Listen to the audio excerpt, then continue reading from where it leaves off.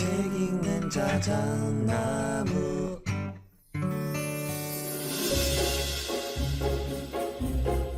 안녕하셨습니까? 책 읽는 자작입니다.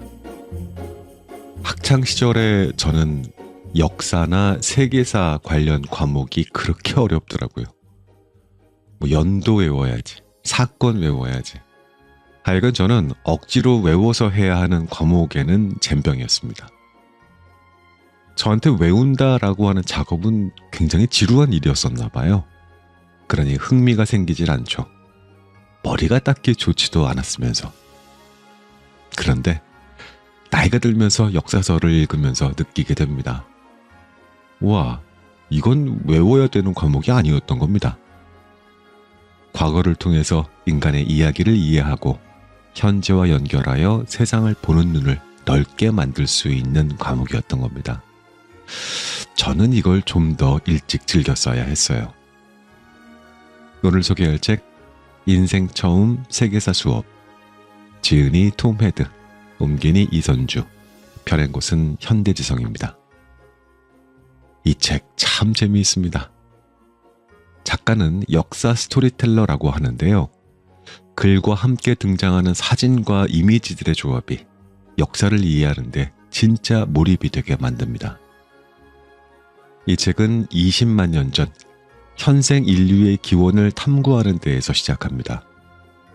또 도시와 문명이 어떻게 시작됐는지, 메소포타미아와 이집트 문명이 왜 중요한지를 보여줍니다. 메소포타미아의 농업과 문자, 이집트의 피라미드와 파라오의 이야기는 단순한 과거의 기록을 넘어서 인류의 도약을 이해하는 핵심이었거든요. 또 이 책은 과거를 단순히 설명하는 데 그치지 않고요. 오늘날의 국제 문제를 이해하는 데 필요한 맥락을 같이 제공합니다. 러시아, 우크라이나 전쟁, 이스라엘, 하마스 분쟁처럼 현대의 갈등을 역사적인 관점에서 풀어내며 독자의 시야를 넓혀주기도 하고요. 세계사를 처음 접하는 사람도 아주 쉽게 이해할 수 있도록 구성된 듯해 보입니다. 과거를 통해서 현재를 이해하고 미래를 내다보게 만드는 책. 이 책이랑 함께 한다면 세계사는 더 이상 외워야 할 학문이 아니라 이해하고 즐길 수 있는 흥미로운 이야기가 될 것이라 확신합니다. 오늘은 조금 길지 모르겠어요. 듣다가 가만히 주무셔도 괜찮습니다.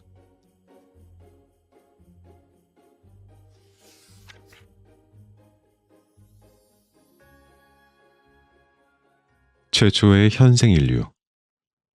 에티오피아의 유골이 말해주는 선사시대. 먼 옛날에는 여러 인류가 존재했습니다.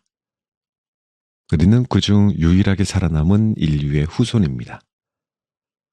한때 지구에는 네안데르탈인, 데니소바인, 심지어 호빗을 닮은 수십 종류의 인류가 함께 살았습니다. 그러다 지난 5만 년 중 어느 시기에 기근과 질병, 전쟁 등으로 대부분의 인류가 멸종하고 현생 인류만이 살아남았죠. 우리의 혈관에는 조상뿐만 아니라 그들이 세상을 떠돌며 마주치고 교류하고 먹을거리를 두고 서로 경쟁했던 다른 인류의 피도 섞여 있습니다. 지금 우리와 신체 구조가 유사한 현생 인류는 농사를 지어 식량 마련하는 법을 배웠고 정착해 살면서 도시와 나라를 세웠습니다. 이렇게 사회 구조를 만든 인류는 점차 기록을 남기기 시작했죠. 그 기록들을 기반으로 인간의 이야기가 두루 만들어졌고 우리는 그 이야기를 역사라고 부르는 것입니다. 인간이 기록을 남기기 이전에 선사시대에 무슨 일이 있었는지 알아내기는 어렵습니다. 많은 과학자들이 현생 인류를 약 20만 년 전 에티오피아에서 처음 등장했고 한참 후에야 전 세계로 퍼져나갔다고 생각하지요. 유전학자들은 전 세계 모든 인간이 같은 유전자를 갖고 있어 근본적으로 한 뿌리에서 나왔다고 설명합니다. 기후 때문에 인류 지역에 돌연변이가 생겨나긴 했지만 현생 인류는 하나의 조상에서 기원했고 크게 달라지지 않았다는 것입니다. 우리 조상들은 오랜 기간 같은 지역에 머물렀고 모두 같은 인종이라고 볼 수 있습니다. 20만 년 전 에티오피아에서 무슨 일이 일어났을까? 19만 5천 년 전으로 거슬러 올라가는 오모 화석과 16년 만전으로 거슬러 올라가는 헤르토 화석은 지금까지 발견된 가장 오래된 현생 인류의 화석입니다. 두 화석 모두 에티오피아에서 발견되었기에 최초의 인류가 그곳에서 출현했다라는 이론을 뒷받침합니다. 그렇게 오랜 옛날 우리의 조상들은 무엇을 하며 살았을까요? 무엇을 믿었을까요? 어떻게 소통했고 어떻게 기억되고 싶었을까요? 학자들은 종종 오모 화석과 헤르토 화석을 비슷한 시대의 화석처럼 묶어 이야기하지만 둘 사이에는 3만 5천 년이라는 긴 시차가 있습니다. 달리 말하면 인류의 역사 중 그 기간에 대해서는 전혀 알 방법이 없다는 뜻이죠. 3만 5천 년은 문자를 사용해 기록을 남기기 시작한 역사 시대부터 오늘날까지보다도 8배나 긴 세월입니다. 그 기간에도 인류 공동체는 흥망성쇠를 거듭했을 것입니다. 하지만 그들이 먼 미래의 후손인 우리에 대해 전혀 모르듯이 우리도 먼 과거의 조상인 그들에 대해 거의 알지 못하지요. 두꺼운 시간의 장막이 우리 사이를 영원히 갈라놓았습니다. 그래도 가까운 조상들에 대해서는 조금 더 알 수 있는데 바로 역사가 그 장막을 조금이나마 들추어주기 때문입니다. 시켈로스가 옳았다. 오모 화석은 1967년에 발견됐습니다. 그 전에는 현생 인류가 에티오피아에서 처음 등장했다는 실제 증거가 전혀 없었지요. 이 점을 고려하면 그리스 역사가 디에도로스 시켈로스의 저서 역사 총서에서 에티오피아에 대해 다음과 같이 묘사했다는 사실이 놀랍게 느껴집니다. 역사가들은 세상에 처음으로 등장한 사람이 에티오피아인이며 명백한 증거도 있다고 말한다. 그들이 다른 곳에서 온 이주민이 아니라 처음부터 그 땅에서 살아온 원주민이라는 점을 증거로 내세운다.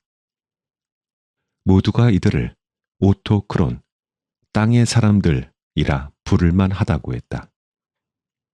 게다가 에티오피아인은 태양과 가장 가까운 곳에서 살아왔으니 아마 땅에서 가장 먼저 생겨난 인간일 것이다. 우주가 생겨났을 때 태양의 열기가 아직 젖어있던 땅을 말리며 생명을 불어넣었으므로 태양과 가장 가까운 지역에서 생명체가 등장했다는 주장은 합리적이다. 아마 디오도로스는 에티오피아에 가본 적도 없을 것입니다. 게다가 방사성 탄소를 이용한 연대 측정법은 20세기에나 처음 등장했습니다.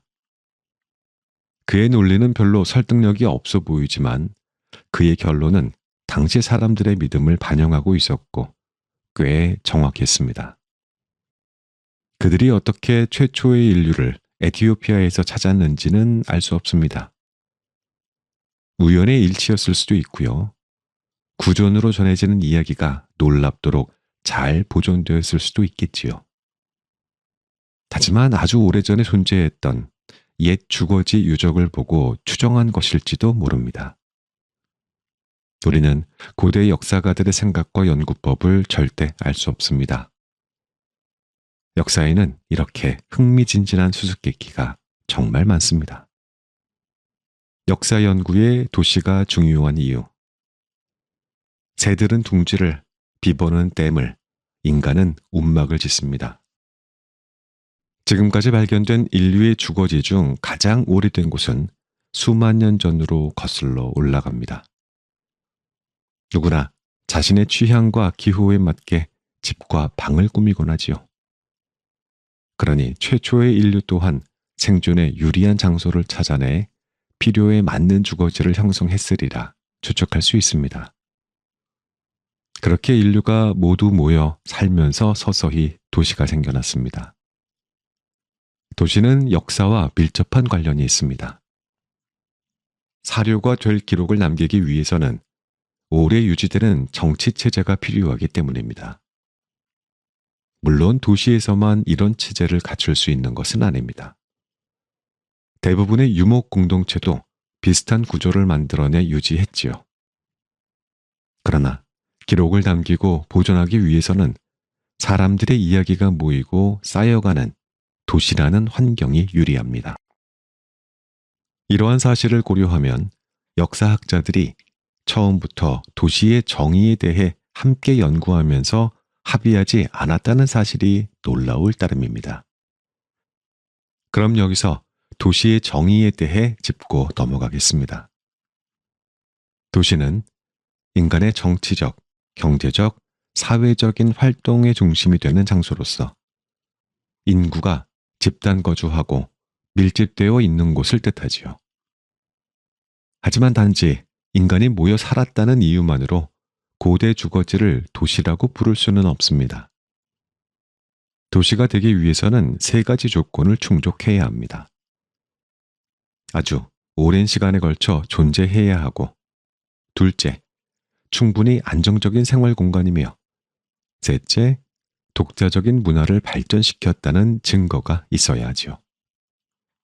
2만 년 전 이상의 역사를 지닌 이스라엘의 오할로 유적지는 도시의 기준에 대부분 들어맞습니다. 사람들은 그곳에 오두막집을 짓고 오랫동안 살았습니다. 100종류 넘는 씨앗이 발견되어 계속 그곳에 머물며 농사를 지었다는 증거도 남아있지요. 그러나 그들이 지은 건물은 견고하지 않았고 인구수도 많지 않았습니다. 그래서 오할로 유적지는 일반적으로 도시보다는 마을로 여겨집니다. 위의 세 조건에 따르면 도시는 불과 1만 5천 년 전에 처음 등장했다고 보는 학자들이 많습니다. 인류의 역사 대부분을 차지하며 번성했던 옛 도시들은 모두 비슷한 지역에서 발견되고 있죠. 바로 아프리카, 아시아, 유럽을 잇는 중심 지역인 중동입니다.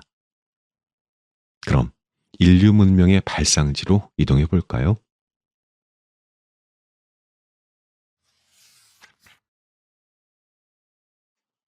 메소포타미아 문명. 중동에서 탄생한 최초의 문명. 인류의 역사는 국가가 아닌 도시에서 시작됩니다.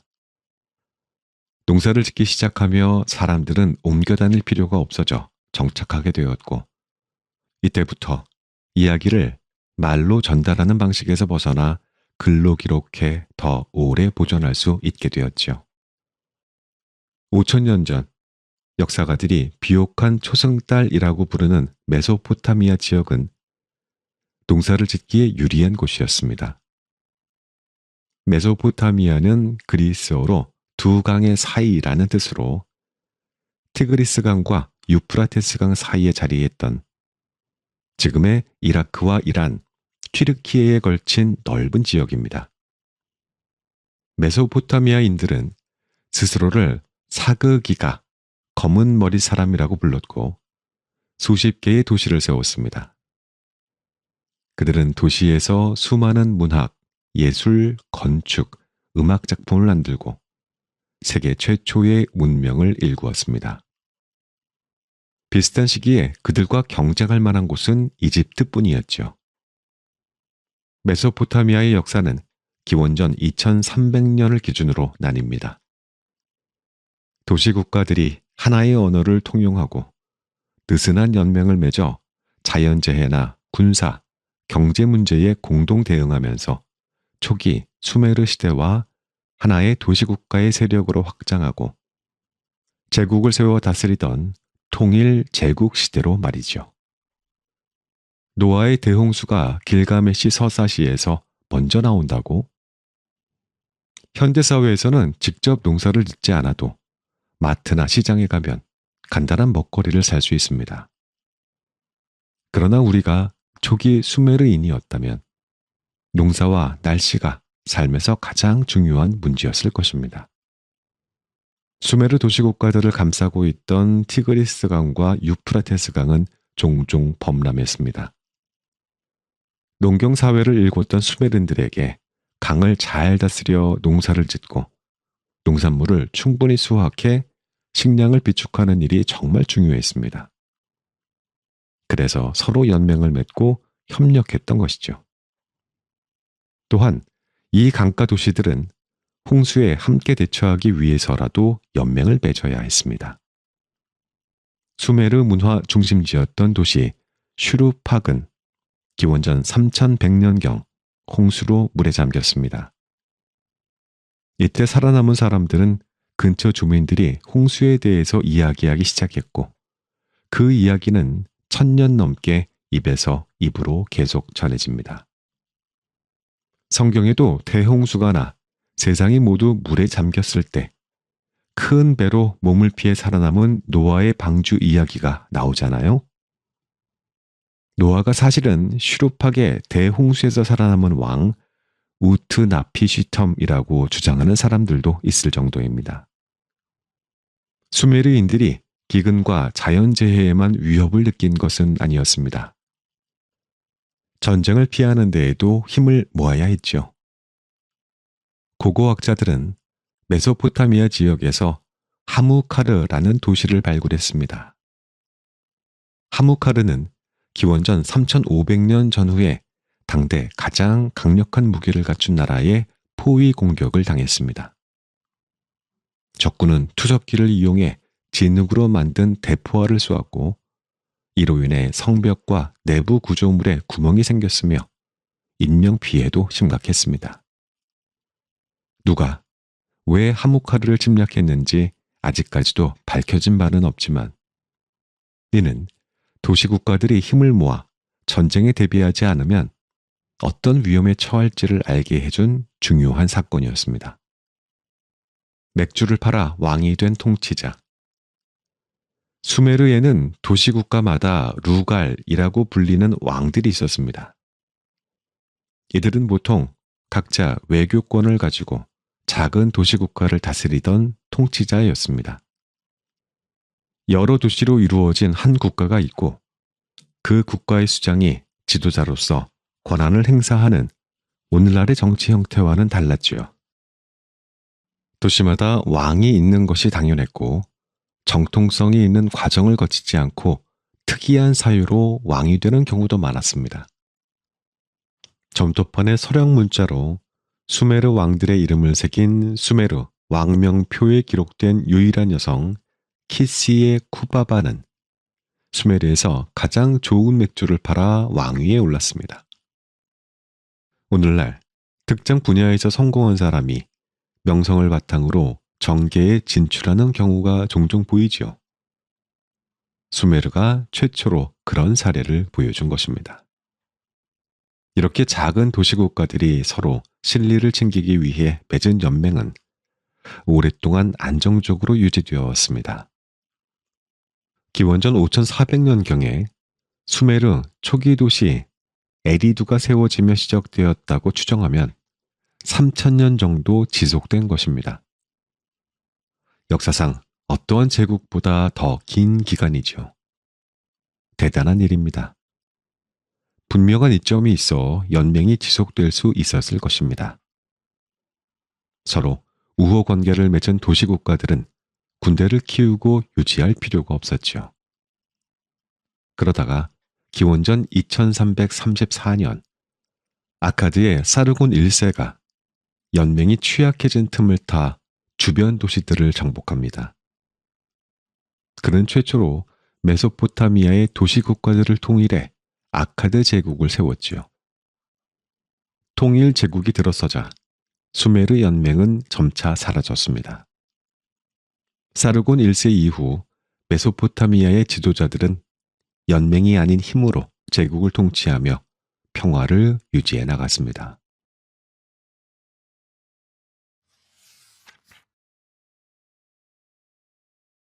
이집트 문명, 피라미드와 미라를 남긴 사람들.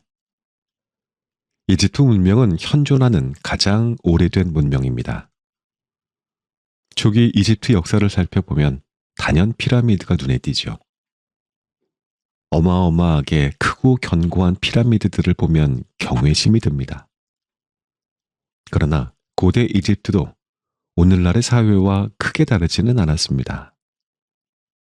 그들의 이야기는 문화, 예술, 그리고 종교를 통해 우리에게 전해져 왔습니다. 갖가지 사연과 음모, 전쟁, 아름다움과 공포가 뒤섞여 떠들썩하고 눈부신 다채롭고 생기 넘치는 사회였지요. 이집트인들은 신을 믿고 지도자를 따르며 많은 유산을 남겼습니다. 문명은 처음부터 완벽한 모습으로 나타나지 않습니다. 메소포타미아와 마찬가지로 이집트에서도 사람들이 강가에 모여 살며 문명이 싹트기 시작했습니다. 수메르 문명이 티그리스강과 유프라테스강 유역에서 발전했다면 이집트 문명은 나일강 유역에서 시작됐습니다. 신과 인간을 연결하는 지도자 파라오. 수메르와 마찬가지로 이집트 문명도 여러 도시들과 함께 탄생했습니다. 시간이 흐르며 도시들이 서로 통일되고 다시 두 왕국으로 나뉘었지요. 나일강 상류에는 상부 이집트가, 나일강 삼각지에는 하부 이집트가 들어섰습니다.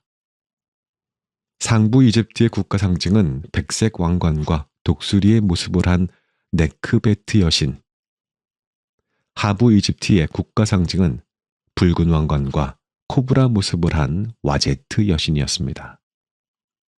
그러다 기원전 3000년경 메네스가 두 왕국을 통일하고 최초의 파라오가 되어 이집트 전체를 다스리기 시작합니다. 고대 이집트 벽화에서 신은 종종 인간의 몸에 동물의 머리를 한 형상으로 묘사됩니다. 오늘날의 시선에서 보면 아주 이상하고 혼란스럽지요. 옛 이집트인들은 강력한 힘을 지닌 신과 자연을 뚜렷하게 구분짓지 않았습니다. 예를 들어 사자 머리를 한 테프누투 여신은 비의 여신인 동시에 비의 화신이었습니다. 비라는 자연현상이 그녀에게서 비롯된다고 생각해 인간보다 자연에 가까운 모습으로 묘사한 것이지요. 그리고 신의 세계와 인간 세계를 연결한 존재가 바로 파라오였습니다. 파라오 하면 무엇이 떠오르나요? 거대한 피라미드와 화려한 보물들이 먼저 그려지죠. 파라오가 묻힌 호화스러운 묘실과 이를 둘러싼 단순한 형태의 구조물들을 비교해보면 피라미드는 사치와 타락, 퇴폐의 상징이라는 생각이 들기도 합니다. 그러나 이집트 왕가에서 태어난 파라오들은 자신이 우주의 원초적인 힘을 지닌 신과 땅에서 살아가는 인간을 연결하는 존재라고 믿으며 성장했습니다. 이집트 사람들을 보호해야 할 임무가 있고 이 역할을 아무렇게나 벗어던지면 신의 노여움을 사게 된다고 믿었죠. 그러니 죽은 후의 명분도 분명 중요했을 것입니다. 파라오의 안식처 피라미드. 고대 이집트는 미라를 만든 최초의 문명입니다. 그러나 이집트인들이 처음부터 파라오를 신성시 여겨 미라로 만든 것은 아니었습니다. 우연한 발견에 더 가까웠죠. 이집트 사제들은 죽은 이의 육신을 축축한 땅보다 건조한 사막에 묻었을 때 덜 부패한다는 사실을 발견하고 습기 없이 보존하는 기술을 연구했습니다. 그들은 시신에 혼이 깃들어 있기에 이를 보존하는 것이 내세를 위해 더 중요하다고 여겼습니다. 초기에는 파라오의 시체를 매장하며 살아있는 하인들을 함께 묻기도 했습니다. 사후 세계에서도 시중을 들어야 한다는 이유였죠. 그러나 사람을 생매장하는 방식은 너무나 비인간적이었고 결국 나중에는 사람 대신 나무나 상아 등을 깎아 만든 작은 조각상 우샤부티를 만들어 묻었습니다. 한국의 껴묻거리, 장사 지낼 때 부장품을 함께 묻는 것과 비슷하죠. 이집트 지역을 수놓은 138개의 피라미드보다 파라오의 권위와 영원 불멸함을 더 잘 보여주는 기념품은 없을 것입니다. 그중 가장 거대한 기자의 대피라미드는 파라오 쿠푸의 무덤으로 4600년 전에 세워졌으며 오늘날까지 굳건히 자리를 지키고 있습니다. 지금까지 남아있는 고대 건축물 중 최대 규모이고 현대의 기술력 수준으로 보아도 불가사의한 구조물이지요. 심지어 국제 우주정거장에서도 이 피라미드를 볼 수 있다고 합니다.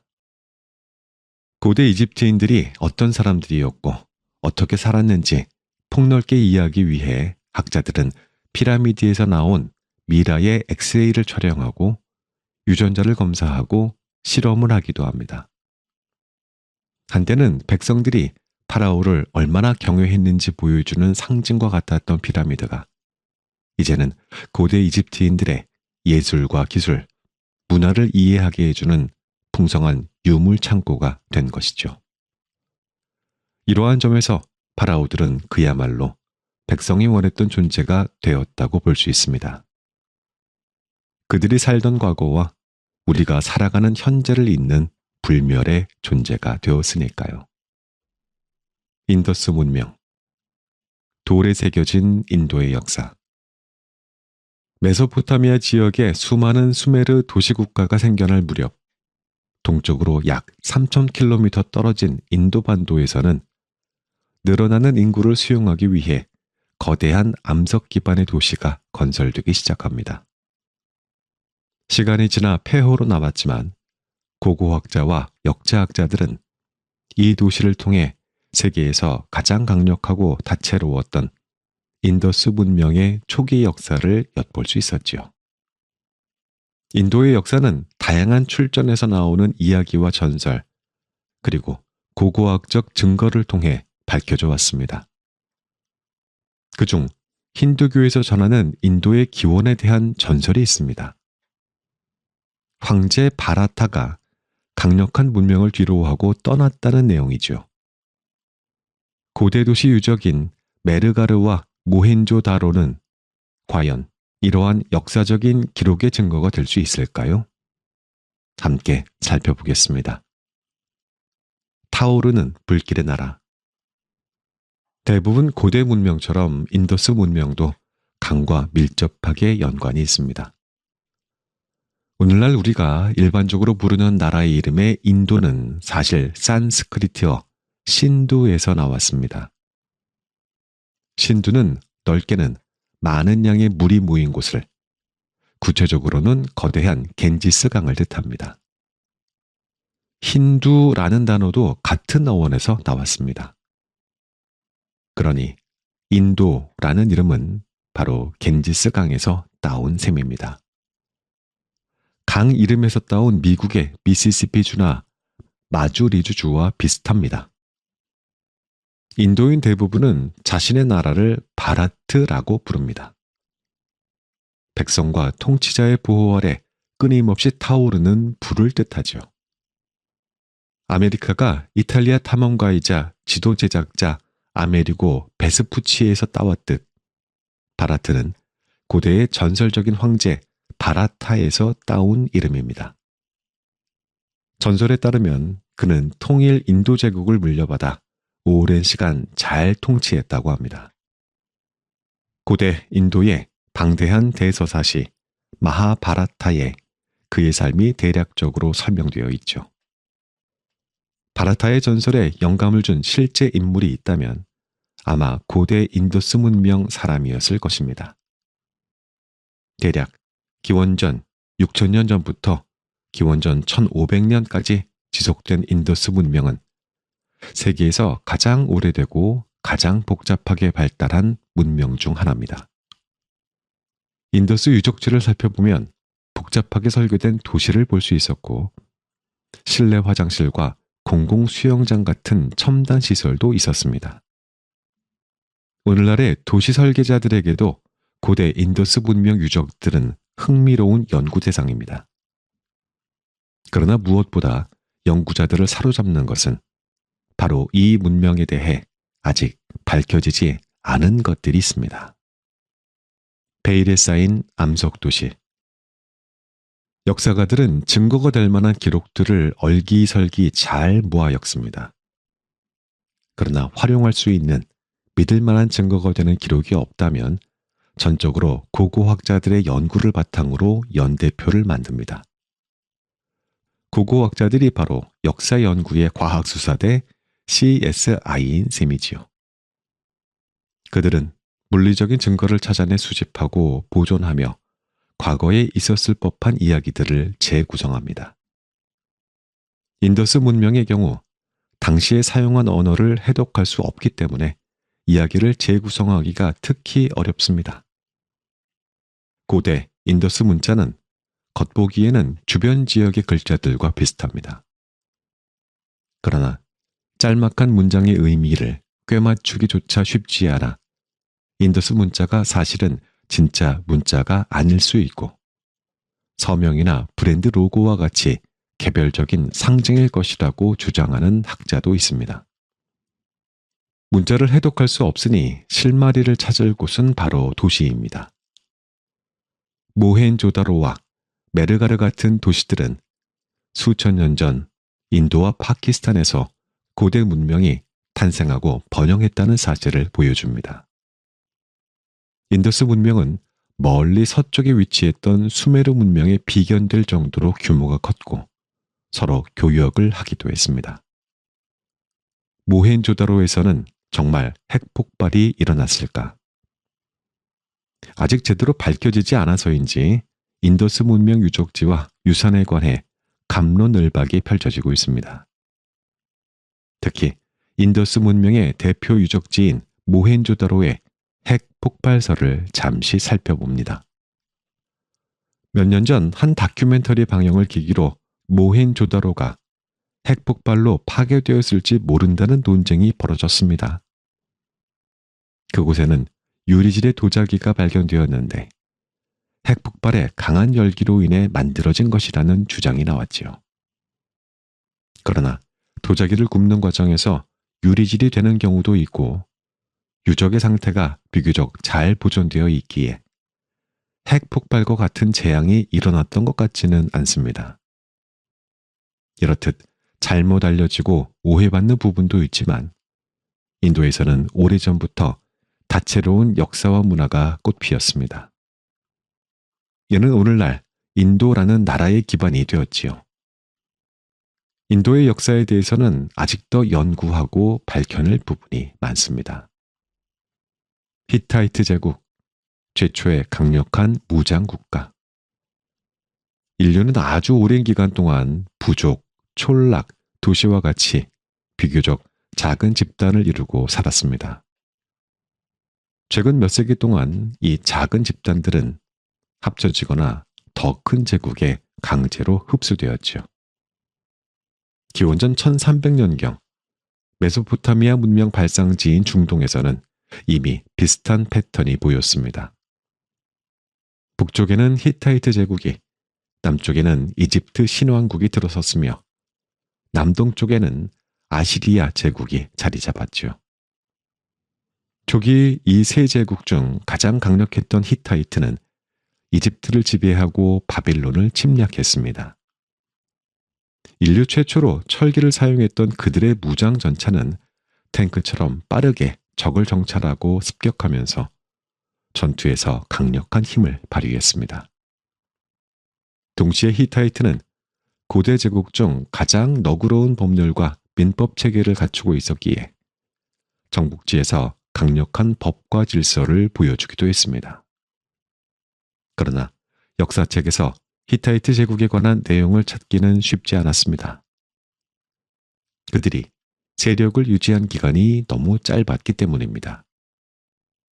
고작 한 세기 정도 지난 기원전 1200년경 히타이트의 농업체계는 붕괴되어 이집트로부터 곡물을 실어와 먹고 살 수밖에 없었습니다.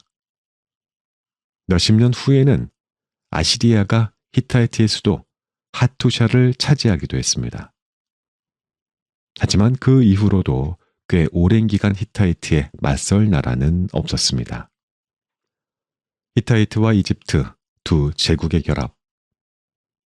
히타이트 제국이 전성기에 얼마나 강력했는지를 단적으로 보여주는 이야기가 있습니다. 바로 히타이트의 왕자가 이집트의 파라오가 될 뻔한 사건이었죠. 이야기는 파라오의 저주로 유명한 투탕카멘의 죽음으로부터 시작됩니다. 역사학자들은 오랫동안 투탕카멘이 살해되었다고 추측했습니다. 사실인지 아닌지 알 수 없지만 그의 죽음을 둘러싼 의혹이 굉장히 많았기 때문입니다. 히타이트의 옛 기록을 살펴보면 투탕카멘의 왕비로 추정되는 안케세나멘이 기원전 1325년에 히타이트의 왕 수필룰리우마 1세에게 편지를 보냈다고 합니다. 내용은 다음과 같았습니다. 남편은 죽었고 저에게는 아들이 없습니다. 당신에게는 아들이 여럿 있다고 들었습니다. 그중 하나를 남편으로 삼도록 보내주십시오. 신하 중에 남편감을 고르고 싶지는 않습니다. 저는 두렵습니다. 혼란한 전국에 남편을 잃은 그녀의 절박함이 묻어나지요. 편지를 받은 수필룰리우마 1세는 아들 잔난자를 이집트로 보냅니다. 가서 상황을 확인해 보니 과연 안케세나멘이 두려워할 만했지요. 히타이트의 기록에 따르면 이집트 관료인은 진난자 왕자까지 살해했고 이후 두 나라의 관계는 걷잡을 수 없이 나빠졌습니다. 어쨌든 안케세나멘이 수필룰리우마 1세에게 편지를 보낸 것은 당대의 히타이트가 이집트와 어깨를 나란히 할 만큼 강력한 국가였다는 사실을 말해주고 있습니다. 이집트와 히타이트 왕가의 결합은 결국 1세기 후 이집트의 람세스 2세가 히타이트 공주 마아토르 네페르루레와 결혼하면서 비로소 이루어집니다. 이집트 신왕국, 고대 이집트의 황금기. 보통 남아있는 유적과 유물을 보고 그 문명을 역사적으로 판단하게 됩니다. 이러한 기준에서 보면 지금까지 고대 이집트만큼 강렬한 유산을 남긴 문명은 없었습니다. 고대 이집트는 대피라미드, 세워진 지 4,500년 이상 지났지만 여전히 건재하고 앞으로도 우리보다 더 오래 버티겠죠. 그보다 규모는 작지만 인상적인 수많은 신전과 조각상 그리고 독특한 상형 문자로 종교와 사상을 기록한 문헌을 잔뜩 남겼습니다. 이집트는 북쪽의 히타이트, 동쪽의 아시리아와 세력 다툼을 하던 기원전 1300년경에 이미 오랜 역사와 수수께끼 같은 전통, 기념비적인 건축물로 가득한 신비한 국가였습니다. 그러나 기원전 1550년부터 기원전 1077년까지 이집트를 다스린 제18, 19, 20왕조의 파라오들은 이집트가 아직 젊은 신생국가이며 무궁무진한 미래가 있다고 생각했습니다. 이제 와서 돌아보니 그들이 옳았습니다. 역사학자들은 이 시기를 신왕국이라고 부르며 이집트의 긴 역사 속 몇몇 황금기 중 하나라고 평가합니다. 아케나텐 왕의 아톤 숭배가 단일교의 시작. 고대 이집트는 조화로운 다신교를 믿었습니다. 성직자와 사람들은 신전에서 각각 운명, 역사 등 정해진 영역을 관장하는 다양한 신을 섬겼습니다. 하지만 기원전 1353년경부터 기원전 1336년까지 재임했던 파라오 아케나텐은 여러 신 중 태양신 아톤을 특별히 숭배했습니다. 그는 아톤이 우주의 근본적인 힘을 관장한다고 믿었죠.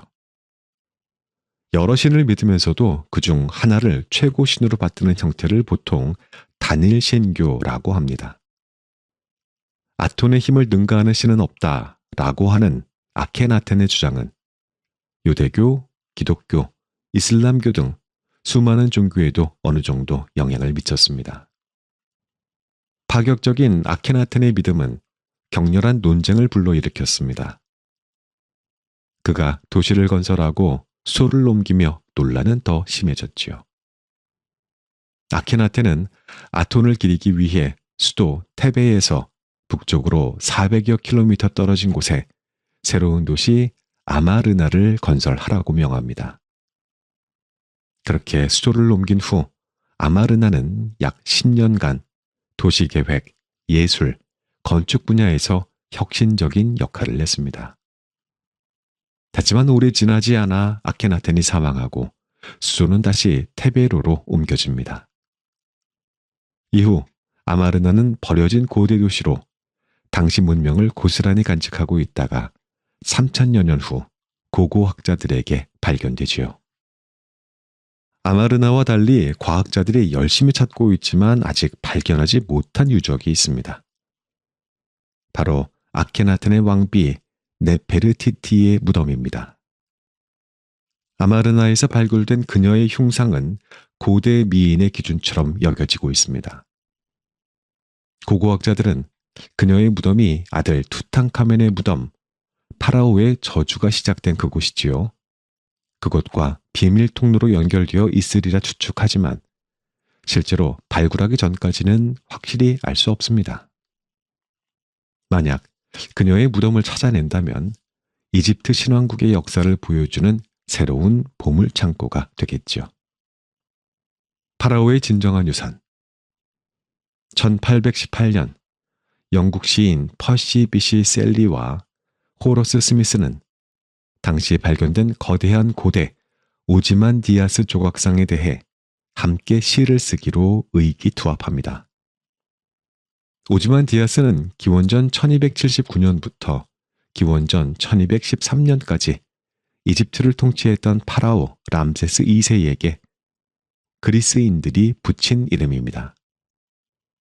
이렇게 고대 인물과 조각상은 후대 사람들에게 영감을 주고 창작의 원천이 되기도 합니다. 비시셀리가 쓴 시의 일부를 함께 읽어보겠습니다. 몸통이 없는 두 개의 거대한 돌다리가 사막에 서 있네. 그 옆에 모래밭에는 산산조각난 얼굴이 반쯤 묻힌 채로 찌푸리고는 주름진 입술로 조소를 지으며 차갑게 명령하네. 조각가에게 열정이 잘 드러난다고 알리거라. 여전히 살아남아 생명력 없는 것들에 새겨져 있다고. 열정을 조롱하는 손과 열정을 키우는 마음, 그리고 받침대에는 다음과 같은 글귀가 있네. 내 이름은 오지만디아스, 왕 중의 왕. 내 작품을 보라, 위대한 자들이여, 그리고 절망하라. 그 옆에는 아무것도 남아있지 않네. 이것이 바로 우리가 람세스 2세로부터 얻을 수 있는 메시지가 아닐까요? 권력은 오만하고 덧없는 것이죠. 고대 이집트 문헌을 훑어보면 3000년 전 이집트인들 역시 인간의 성취와 업적은 본질적으로 덧없다는 사실을 이미 예리하게 꿰뚫어 본 듯합니다. 이집트의 기념비적인 건축물과 무덤, 미라는 시간의 흐름에서 벗어나 영생을 살게 한다는 의미뿐만 아니라 미래 세대에게 역사적인 교훈과 지침이 되어줄 과거를 보여준다는 의미도 있습니다. 고고학자들이 이집트의 수천 년 역사를 연구하는 과정에서 파라오들은 그들이 계획한 것보다 훨씬 폭넓고 감동적인 방식으로 후대를 인도하며 영원한 상징들을 보여주고 있습니다.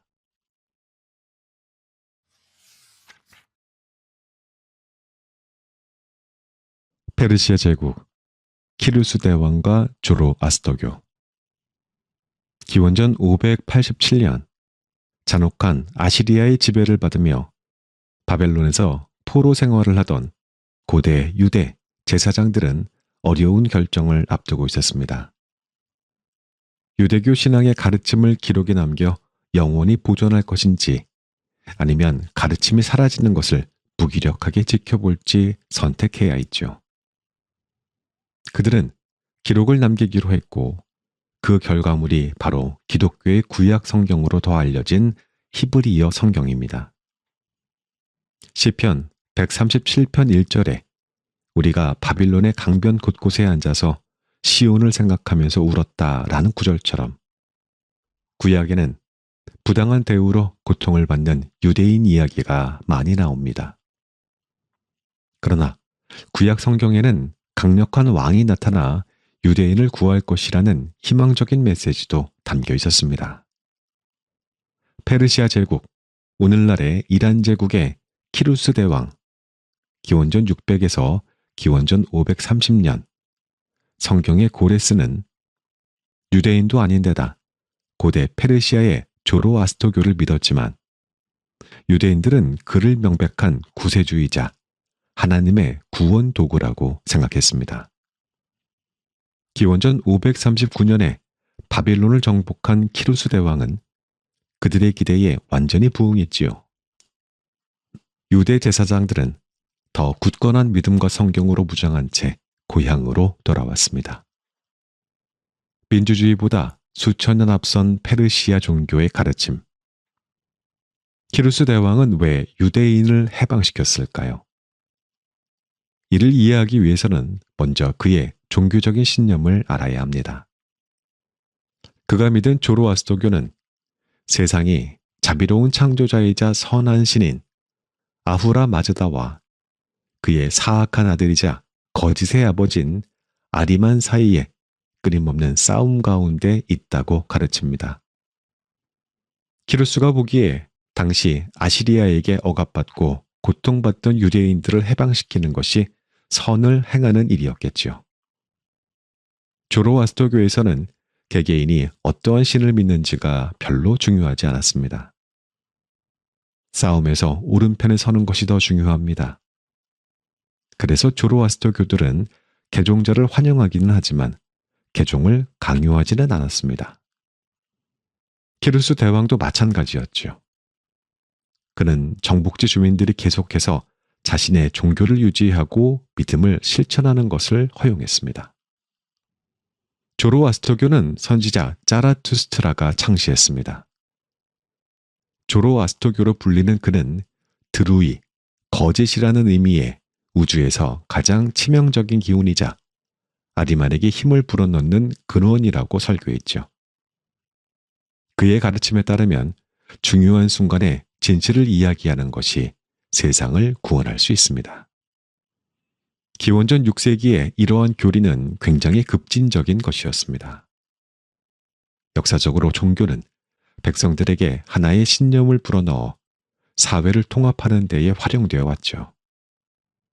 파라오의 신성을 부정하는 것은 곧 이집트 왕국의 정당성을 부정하는 일이었고 고대 수메르의 여사제들을 부인하는 것은 각 도시국가 통치자의 신성한 권위를 인정하지 않는다는 뜻이었습니다. 그러나 조로아스토교가 기반이 된 페르시아 제국은 서양의 민주주의보다 수천 년 앞서 다른 의견을 비교적 쉽게 표현하고 받아들이는 다채롭고 안정적인 사회였습니다. 그 과정에서 종교를 활용해 국가를 통합할 기회는 포기했지만요.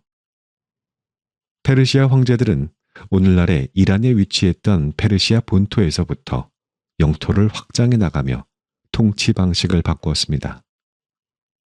페르시아 제국의 지배를 받는 지역은 페르시아의 문화와 종교를 따르는 것이 여전히 규범이었지만 강요는 하지 않았지요. 페르시아가 이렇게 좋은 본보기를 보여주었지만 이후 서양이나 중동 문명 어느 곳에서도 타 문화를 존중하는 방식을 진지하게 따르려 하지 않았습니다. 우리는 2500년간 페르시아를 오해했다. 고대 페르시아는 절대적인 신권 군주국이었다고 이야기하는 것이 가장 적절합니다. 하지만 주변 경쟁국들보다 눈에 띄게 민주적인 측면도 있었지요.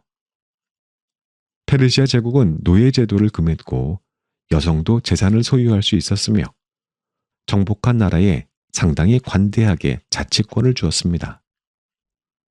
교역과 무역을 가장 중요시했으며 조로아스터교 교리를 바탕으로 전례 없는 수준의 종교적인 자유도 허용했지요. 흔히 고대 그리스를 민주주의의 발상지이자 가장 인간적인 사회로 알고 있지만 고대 페르시아의 기본적인 인권의식은 그리스보다 더 모범이 될 만했습니다. 하지만 고대 페르시아가 긍정적인 모습으로 주목을 받는 경우는 거의 없습니다. 중세의 십자군 전쟁 때문입니다. 오랜 시간 서양의 여러 매체들은 기독교를 바탕으로 성장한 유럽과 이슬람교를 믿어온 중동이 계속해서 서로 반목했다는 내용을 강조하며 대중에게 교묘히 혐오 사상을 주입했습니다.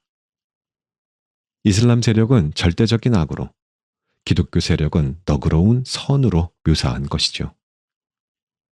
그 과정에서 페르시아 제국은 이슬람 세력처럼, 고대 그리스는 기독교 세력처럼 그려졌습니다.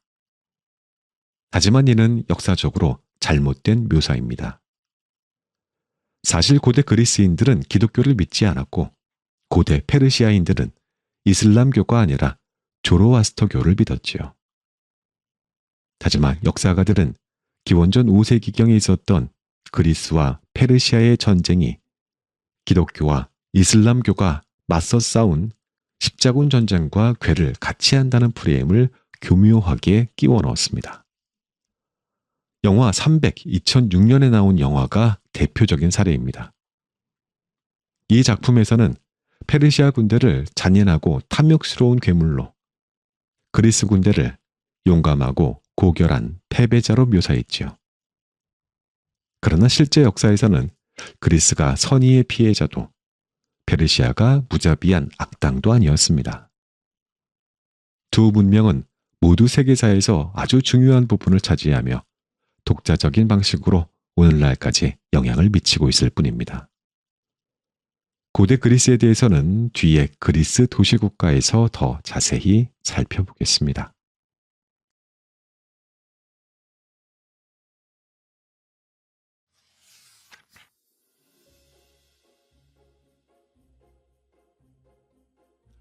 이 책의 낭독은 여기까지 하겠습니다. 저는 오늘 인류 역사의 시작부터 알렉산더 대왕의 죽음까지의 파트를 들려드렸습니다. 재밌으셨죠? 장대한 시간 여행을 안내하는 흥미로운 역사서였습니다. 특히 역사의 그 빈 페이지를 채워나가는 방식이 독특했던 것 같아요. 단순히 사건을 나열하는 것 대신 역사적인 사실과 그에 얽힌 다양한 해석, 그리고 작가의 통찰력을 조화롭게 엮어내서 이게 마치 소설의 한 편처럼 읽히더라고요. 소설처럼 읽히기는 했지만 1시간씩이나 들었던 것을 화라락 다 잊으시면 안 되니까 제가 들려드린 파트만이라도 다시 한번 요약 정리해 보겠습니다. 그래도 기억에 남을 수 있도록 잘 들어봐 주십시오. 나득히 먼 옛날 지구는 수많은 인류가 함께 살아가던 공간이었습니다. 네안데르탈인, 데니소바인, 그리고 신화처럼 남은 호빗 같은 인류까지. 그들은 각자의 방식으로 생존을 도모하며 이 행성을 공유했습니다. 하지만 어느 날부터인가 그들 대부분은 흔적도 없이 사라지고 오직 우리만이 살아남았습니다. 우리는 그 긴 세월의 끝자락에 홀로 서 있는 과거를 품은 현재입니다. 에티오피아의 호모 화석과 헤르토 화석은 우리가 어디에서 왔는지를 가리키는 중요한 증거입니다. 약 20만 년 전 현생 인류의 첫 걸음은 이 땅에서 시작됐거든요. 그러나 기록되지 않은 3만 5천 년의 세월은 우리와 그 시절의 조상을 가로막는 두꺼운 시간의 장막이 됐습니다. 우리가 알고 있는 역사는 그 긴 시간의 단편일 뿐입니다. 그들이 남긴 흔적은 자연 속에 희미하게 묻혀 있지만 과학은 화석과 유전자라는 실마리를 통해서 그들의 이야기를 더듬어 가고 있습니다. 우리는 그들에게서 무엇을 배울 수 있을까요? 흙 속에서 발견된 그들의 유골은 단순한 뼈 조각이 아닙니다. 그것은 불확실한 시대를 헤쳐온 우리 조상들의 이야기이자 삶과 죽음이 만들어낸 무언의 언어라고도 볼 수 있겠죠. 한때 그들은 오늘날 우리가 걸어가는 이 땅 위에서 살아 숨쉬었고 자신들만의 방식으로 사랑하고 싸우며 삶을 이어갔습니다. 그들의 삶에는 어떠한 믿음과 꿈이 있었을까요? 혹은 어떤 두려움이 그들을 사로잡았을까 궁금합니다. 고대의 사람들은 기록을 남기지 않았기 때문에 우리는 그들의 세계를 완벽히 이해할 수 없습니다. 그러나 그들의 손이 닿은 자연과 주거지 그리고 동굴의 벽화는 단순한 생존 이상의 무엇을 보여줍니다. 인간은 본능적으로 기억되고 싶어 했고 이야기를 남기려 했습니다. 이건 오늘날의 우리와도 별로 다르지 않아 보이죠? 시간은 흘러서 문명이 형성됐고 사람들은 도시를 세우며 이야기를 기록하기 시작했습니다. 메소포타미아, 이집트, 그리고 페르시아와 같이 초기 문명들은 단순한 공동체를 넘어서 인류가 어떻게 협력하고 성장할 수 있는지를 보여주는 아주 좋은 사례였습니다. 특히 메소포타미아 문명은 농업과 문학, 예술을 통해서 인류의 가능성을 열었고요. 이집트 문명은 피라미드와 파라오를 통해서 영원성을 꿈꿨다라는 것을 알게 됐습니다. 도시는 단순히 사람들이 모여 사는 공간이 아니라 이야기가 쌓이고 기록이 이어지는 장소였습니다. 문자가 발명되고 이야기가 보존되면서 우리는 더 나은 내일을 상상할 수 있는 도구를 가지게 됩니다.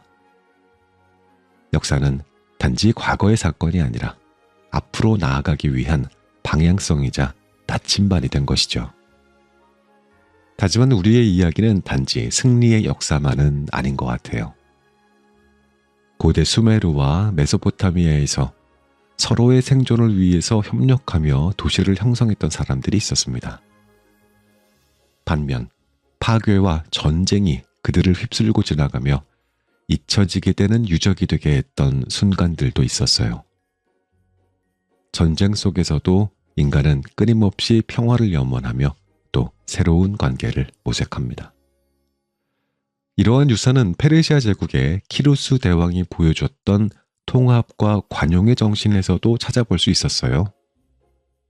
그는 조로아스터교의 가르침을 바탕으로 정복지의 종교와 문화를 존중하고 하나의 제국 속에서 여러 목소리가 공존할 수 있음을 보여줬습니다. 이것이야말로 우리가 잊지 말아야 할 과거의 메시지인 것 같아요. 우리의 역사는 단지 정복의 기록만이 아닌 함께 살아가기 위한 고민의 흔적들도 정말 많았기 때문입니다. 이 책은 단순히 현생 인류의 기원을 탐구하는 데에서 끝나지 않습니다. 더 대단히 많은 챕터가 남아 있습니다. 다만 오늘 제가 읽어드렸던 부분 중에서 그것은 우리가 누구인지 어떻게 여기까지 왔는지를 묻고 있는 파트 들려드렸습니다. 그 답은 먼 옛날 에티오피아 땅에서 시작되었고 여전히 우리가 만들어가고 있는 지금 속에도 있습니다. 우리는 그 과거의 연결고리 위에서 이야기를 이어가는 존재입니다. 과거를 잊지 않는 것, 그리고 그 이야기를 오늘에 맞게 재해석하는 것이야말로 우리가 역사를 읽는 또 공부하는 이유가 아닐까 합니다. 자, 오늘 우리는 역사에 대해서 공부했습니다. 지금까지 잠들지 않고 끝까지 다 들어 지금 이 멘트까지 듣는 나무님들 정말 칭찬합니다. 우리 재밌는 거 좀 하나 해볼까요? 우리 인증 한번 해볼까요? 인증? 지금까지 다 듣고 있는 나무님들이 계시면 댓글로 이 문장을 적어주십시오. 무궁화 꽃이 피었습니다. 이게 우리 암호입니다. 나 처음부터 끝까지 다 들었어 라고 하는 암호. 제가 책을 읽어드릴 때마다 매번 끝까지 들으시라고 바라는 건 아니에요. 여러 번 말씀드렸죠? 듣다가 가만히 잘 주무셨으면 하는 마음이 반, 끝까지 다 듣고 좋은 공부가 되셨으면 하는 마음이 진심으로 또 반이라서 그래도 오늘은 왠지 무궁화 꽃이 피었습니다 암호가 많이 달리면 제가 무척 행복할 것 같습니다.